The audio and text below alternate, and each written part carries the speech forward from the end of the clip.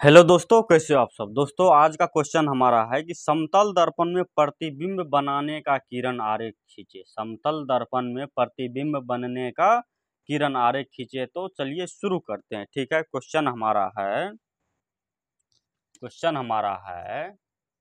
कि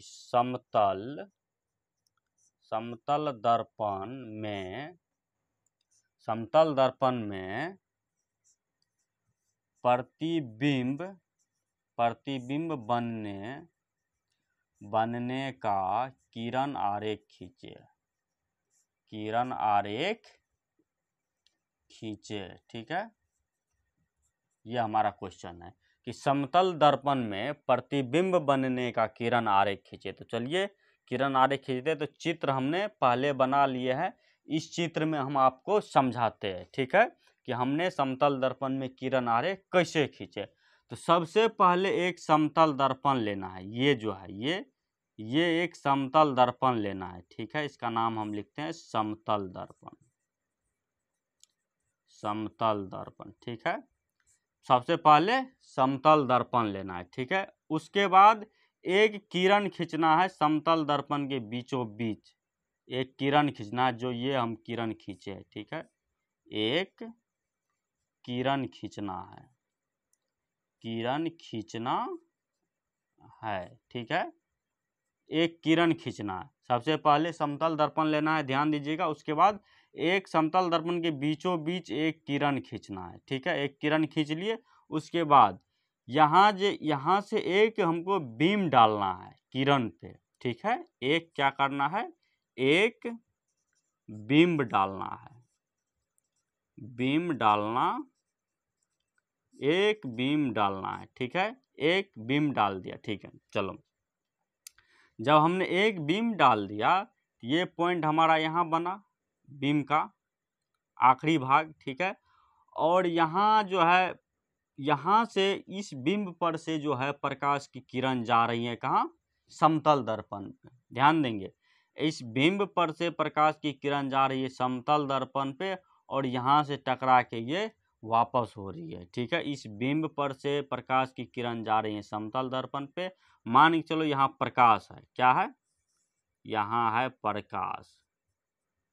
ठीक है, यहाँ सूर्य है, यहाँ सूर्य, और यहाँ से सूर्य जो है, ये मैंने आंख बना दिया, ये यहाँ से सूर्य की रोशनी जो है कहाँ जा रही है, समतल दर्पण पे। ठीक है, और यहाँ से ये वापस हो रही है। ठीक है, अगर यहाँ से सूर्य समतल दर्पण पे नहीं आके और यहाँ से इस बिंब पर से अगर सीधा जाता, तो समतल दर्पण से टकरा के वापस लौट जाता। ठीक है, ये आप चित्र देख रहे होंगे कि इधर से जा रहा है और वो उधर से लौट रहा है। ठीक है, हमारा क्वेश्चन क्या कह रहा है कि समतल दर्पण में प्रतिबिंब बनने का किरण आरेख खींचे। प्रतिबिंब बनने का, ठीक है, मेन हमारा क्या है, प्रतिबिंब बनाना। ठीक है, तो चलिए अब ध्यान दीजिए। देखिए, जब ये यहाँ आया समतल दर्पण, ये क्या कहते हैं, प्रकाश की किरण जो ये यहाँ आया। ठीक है, तो ये जो है इधर को आया, ये किरण इधर को आया। ठीक है, तो इसको हम पीछे की ओर ले गए, और इसको हम आगे की ओर बढ़ाए।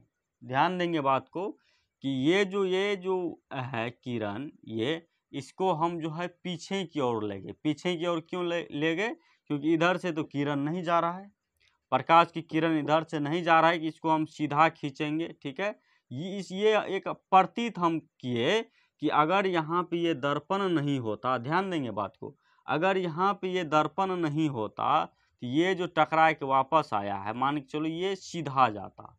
अगर दर्पण नहीं होता तो ये ऐसे थोड़े मुड़ जाता, दर्पण नहीं होता तो ये सीधा जाता। ये एक आभास हमने किया। ठीक है, और जो है इस किरण को यहाँ से जो है, ये किरण यहाँ, अगर ये समतल दर्पण नहीं रहता, ये किरण डायरेक्ट यहाँ तक आता। समझ रहे होंगे बात को, ये किरण डायरेक्ट यहाँ तक आता। तो इसको हम एक आभास के तौर पे ले गए। ठीक है, और इसको जो है इस किरण से ये मिला दिए, तो ये हमारा क्या हो गया, बिंब। एक बिंब ये यहाँ भी आभास हमको हो रहा है। ठीक है, एक बिंब यहाँ भी आभास हो रहा है। तो कह रहा है समतल दर्पण में प्रतिबिंब बनने का किरण आरेख खींचे। तो प्रतिबिंब यही हुआ आपका प्रतिबिंब, इस साइड का जो ये आपका एरिया है यही आपका है प्रतिबिंब। तो चलिए लिख के समझा देते आपको। समतल दर्पण में प्रतिबिंब का,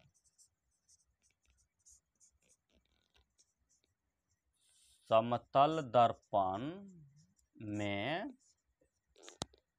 दर्पण में प्रतिबिंब का, ठीक है, समतल दर्पण में प्रतिबिंब का स्थान दर्पण के पीछे, देखिए नंबर दे देते हैं, स्थान हो जाएगा कहाँ, दर्पण के पीछे।